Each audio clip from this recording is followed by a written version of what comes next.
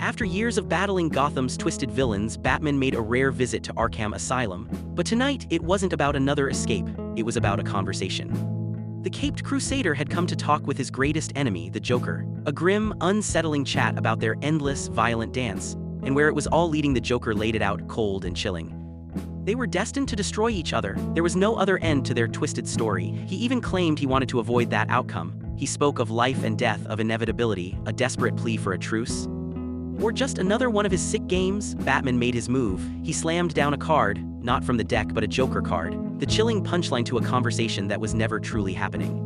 He then walked away, leaving the guards baffled, but the real game had just begun, because something was terribly, terribly wrong. As Batman left the cell, something didn't feel right. The usual tension was there, but different. He checked in with the staff and the chilling truth began to emerge. He passed other inmates, each one a testament to Gotham's broken system, but a quick glance into one cell revealed a familiar face, Harvey Dent, still locked away. This confirmed his worst fear. Batman yelled at a guard. He screamed, his voice laced with terror, saying, "You don't realize what you've set free." In a blinding flash, Batman confronted the supposed Joker. This wasn't the Joker he knew. Batman's fury erupted, his grip tight around the imposter's throat, demanding where he is. Gordon, fueled by panic and rage, grabbed the fake Joker's green hair, tearing it off, revealing the chilling truth. This wasn't the real Joker. It was an ordinary thug given a gruesome makeover. The real Joker had been free this entire time. The Joker wasn't in Arkham. He had been free for who knows how long, leaving Batman to confront a ghost. After the endless search of the Joker, Batman returned to the Batcave, desperate to understand the Joker's twisted mind.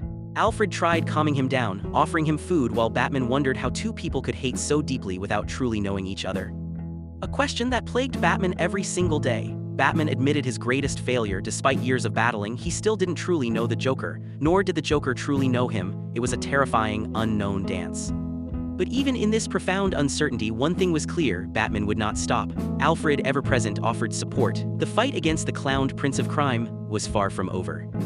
Batman faced his most personal battle yet, against a foe who sought to dismantle not just Gotham but the very essence of human sanity. And he would stand against him, no matter the cost. Meanwhile, Jim Gordon's daughter, Barbara, a bright and independent young woman, was sharing a quiet evening with her father. She reminisced about his old stories of Gotham's colorful villains, particularly the Joker.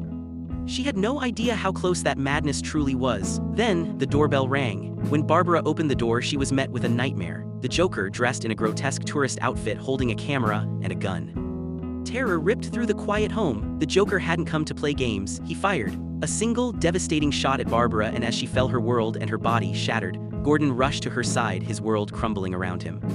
Meanwhile, Barbara, in pain, wanted to know why the Joker was doing all this, but the Joker wasn't finished. He held up a photo, smiling maniacally, saying he wanted to prove a point. He mocked Barbara, regretting she'd miss her father's debut, as his goons dragged Commissioner Gordon away.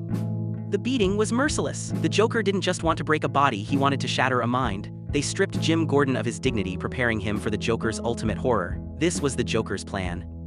Not just murder, but the complete, utter destruction of a good man's sanity. And he would use Jim Gordon's own daughter to do it. After the Joker shot Barbara Gordon and left her paralyzed, the horror was just beginning. The Joker left his calling card right there with a terrifying smile. While at the hospital, the doctors confirmed that the bullet shattered her spine and she would never walk again. Upon seeing Batman, Barbara was filled with terror, stating that he took his dad and feared that this time the Joker has no limit. Meanwhile, Commissioner Gordon was stripped, bound by the Joker's puppet. He had been abducted and dragged into the depths of a crumbling sewer. The Joker was his terrifying tour guide. He had a single, terrible goal: to break a good man. Gordon was strapped into an old, rusted funhouse car.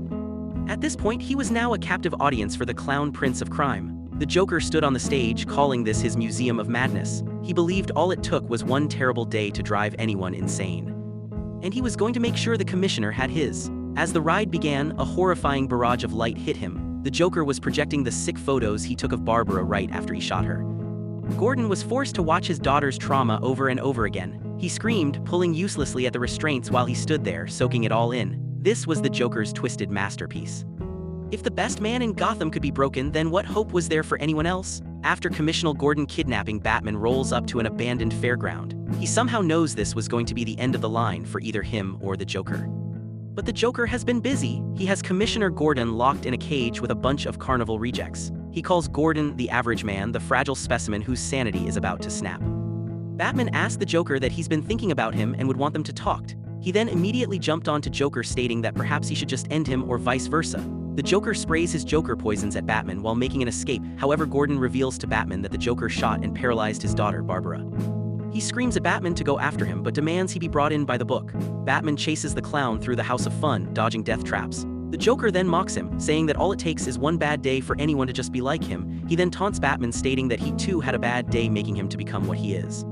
Batman doesn't answer the taunts. He then smashes through the glass, delivering a crushing blow. He then states that he spoke with Commissioner Gordon and he is fine, stating that maybe it was just you all the time. The Joker tries cutting him down with a knife, but Batman puts him down hard. The Joker, however, points a gun at Batman and fires, revealing that it was one of his fake guns. He then gives up, giving Batman his final dare, saying he should kick the hell out of me and get a standing ovation.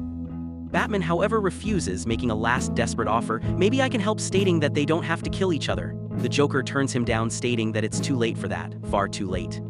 However, he tells the joke about the guy who won't walk across the flashlight beam because he's afraid the other guy will turn it off halfway. The joke is about their relationship, about the one moment of trust neither of them can ever make. And suddenly, they are both laughing. Two broken men, side by side in the rain, sharing a terrible joke as the police sirens rise, and for the first time the Joker actually made Batman laugh.